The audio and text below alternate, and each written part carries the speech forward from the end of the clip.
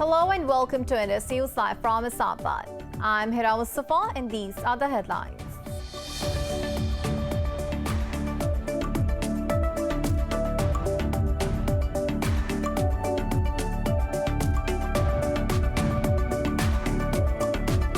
At least 19 people have been killed and dozens other wounded in two separate attacks on the northern Syrian town of Afrin. Authorities said the first attack struck a residential area, while the second hit a hospital's emergency department. Turkey has accused the PKK militants of carrying out the missile attacks.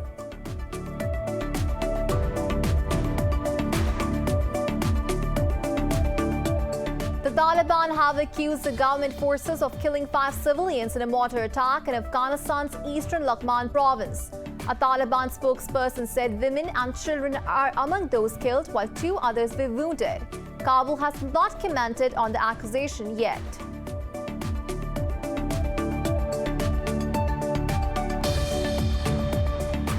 China has hit back against the G7 statements against Beijing, saying the days of small groups of countries ruling the world are long gone.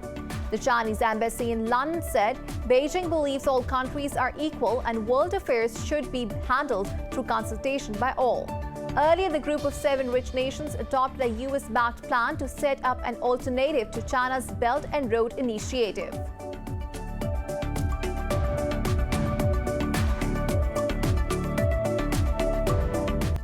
Well, those were the headlines. News in detail coming after the short break. Stay with us.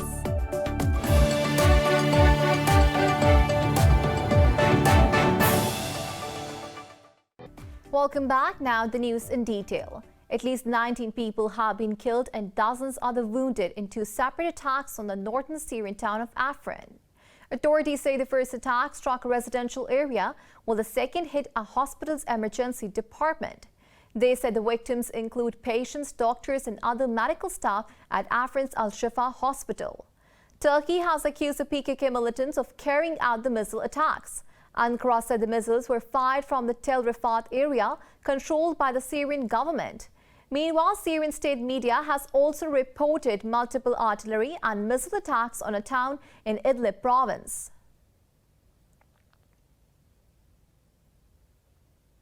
The Taliban have accused the government forces of killing 5 civilians in a mortar attack in Afghanistan's eastern Laghman province. A Taliban spokesperson said women and children are among those killed, while 2 others were wounded.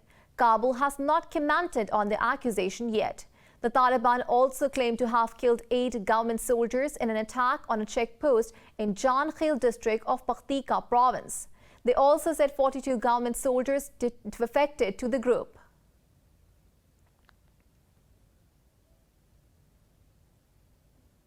Israel's parliament is set to vote on a new unity government that may end Prime Minister Benjamin Netanyahu's 12-year rule. However, an unprecedented coalition of parties has a razor-thin majority of 1 seat to form the government. Right-wing nationalist Naftali Bennett is poised to become Prime Minister in a power-sharing deal with centrist leader Yair Lapid. Lapid will serve as the second Prime Minister under the 2-year rotation deal. Netanyahu, who is set to become the opposition leader, has vowed to overthrow the government very quickly, calling it a dangerous coalition of fraud. The tough approval of the government will end more than 2 years of political paralysis in Israel, in which 3 elections resulted in a stalemate.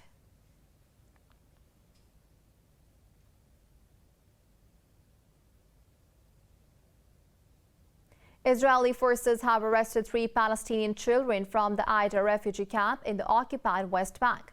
Palestinian media said the children aged 14 to 15 were detained while playing football. They said the occupation forces also arrested another 3 young Palestinians in occupied East Jerusalem. They also physically assaulted and wounded Palestinian workers near a military checkpoint. This comes a day after a Palestinian woman was martyred by the occupying Israeli forces. Meanwhile, hundreds of pro-Palestine protesters gathered in London to call for an end of the Israeli occupation and apartheid in occupied Palestine.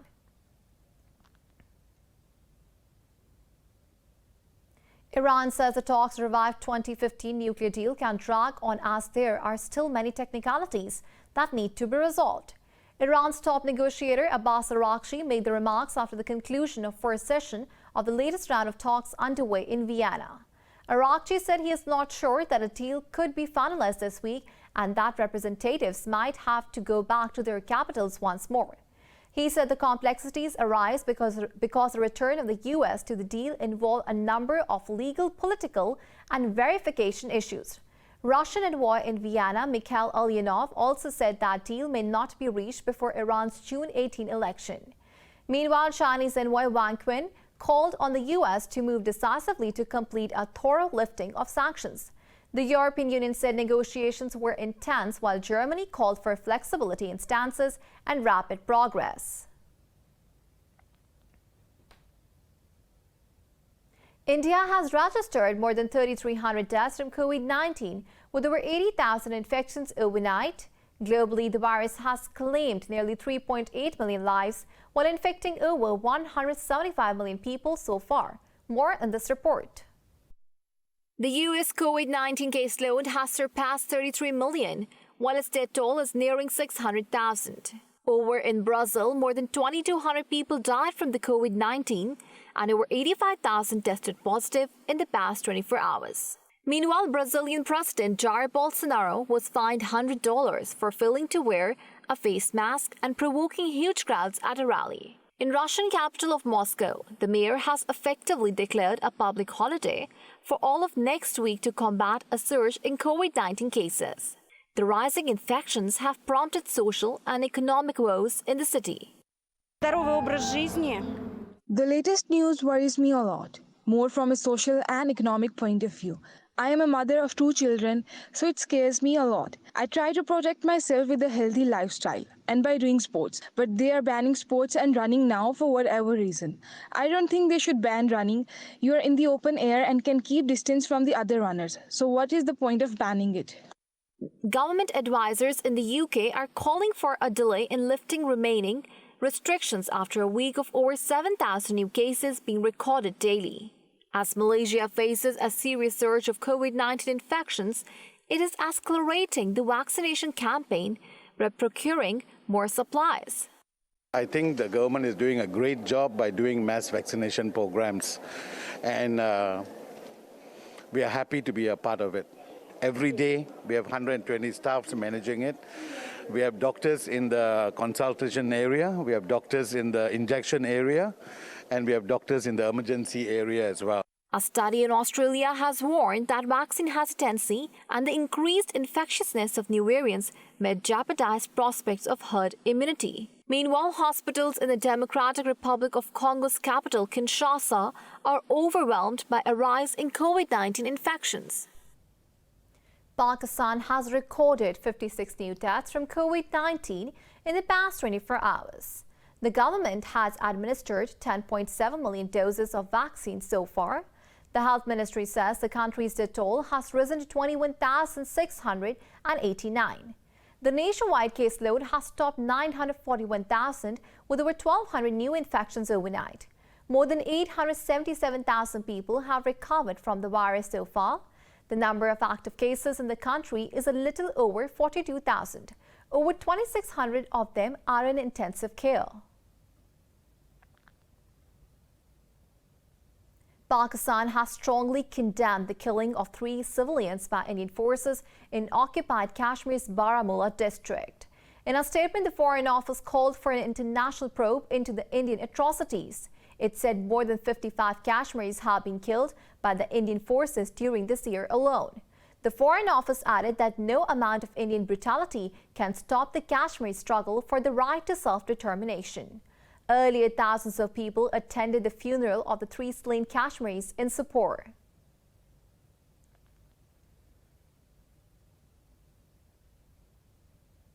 The U.S. and South Korea have reaffirmed their resolve to work closely for the denuclearization of the Korean Peninsula. Secretary of State Antony Blinken met Korean Foreign Minister Chung Yoo-yong on the sidelines of the G7 summit.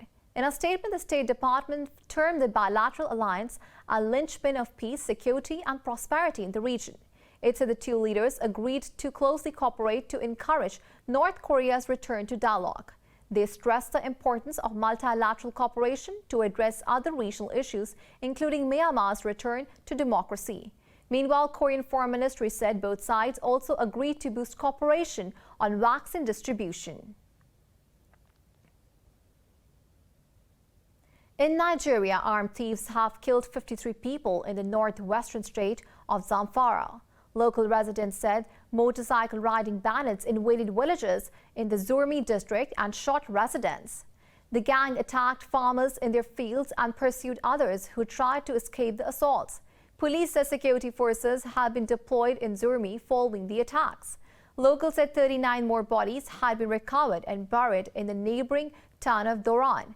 In recent years, Nigeria's northwest has seen a rise in attacks by gangs of cattle thieves and kidnappers. The 4 members of a Pakistani origin family who were killed in a terrorist attack in Canada have been laid to rest. Several hundred mourners joined the public funeral, including a large number of local Muslim community. The 4 coffins draped in Canadian flags were rolled into the compound of the Islamic Centre of Southwest Ontario. The hour-long ceremony ended with prayers and condolences offered by religious and community leaders. The funeral procession later proceeded for a private burial. Earlier, Pakistan's Foreign Minister Shah Mahmood Qureshi held a phone call with the victims' family and assured them of Islamabad's full support. Qureshi expressed his and Prime Minister Imran Khan's condolences, adding the entire nation is dismayed by the tragic incident. More news stories coming up after the short break. Stay with us.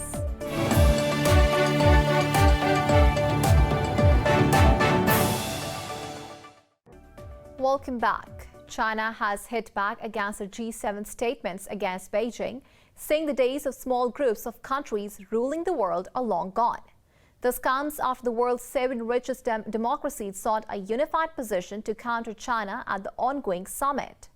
The Chinese embassy in London said Beijing believes all countries are equal and world affairs should be handled through consultation by all. It said all countries must abide by the principles of the UN Charter and uphold its central role. The embassy called on G7 to undertake concrete steps to overcome global challenges like pandemic, climate change, and global economic recovery. We are taking a short break. Stay with us.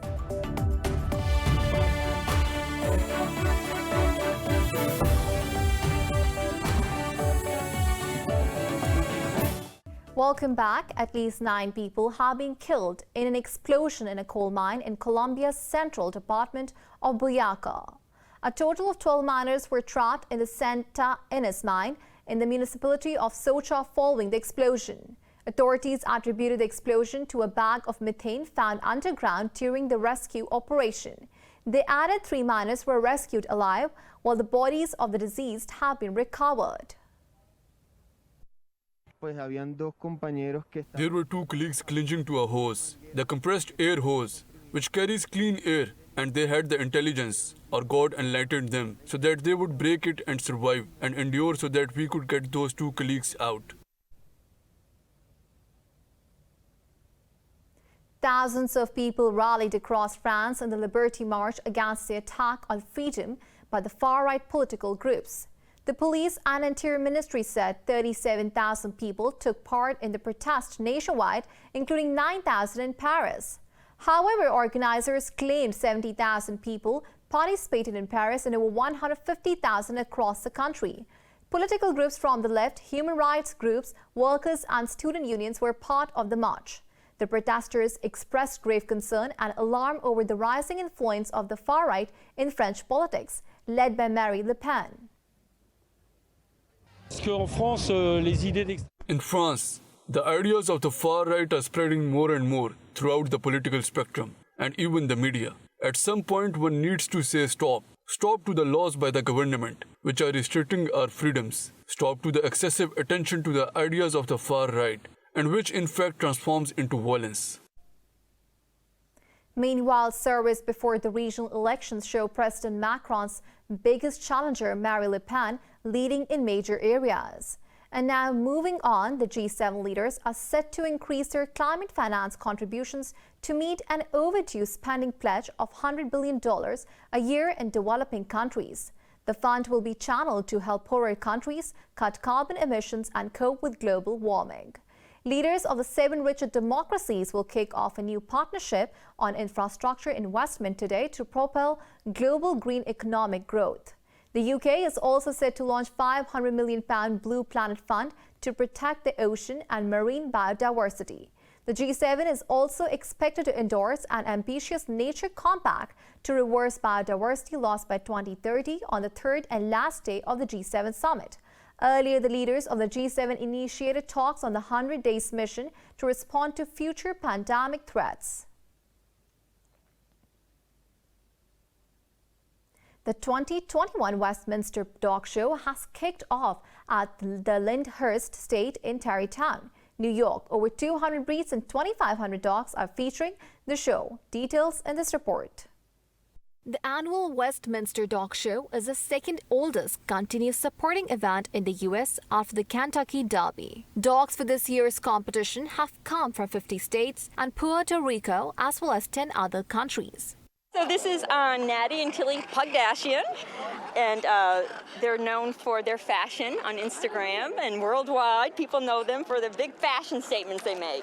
So we're here we showed and we're having fun, and now we're here to just kick off our shoes and enjoy the rest of it.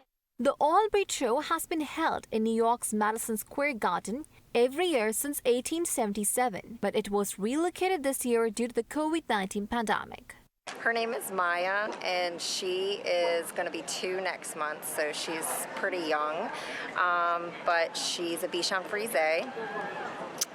This is my first Westminster, and she's my first bred by Bichon. So she's really fun, and she loves to show. She's a really good girl. Due to New York State COVID-19 restrictions, Westminster's show and surrounding events are not open to spectators.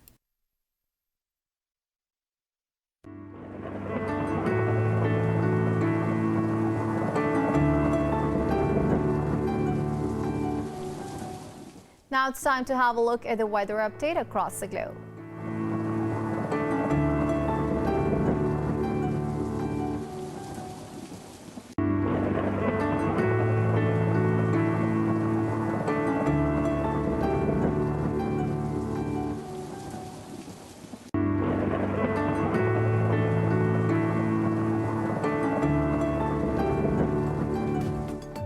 For the latest updates, you can follow us on social media at indus.news.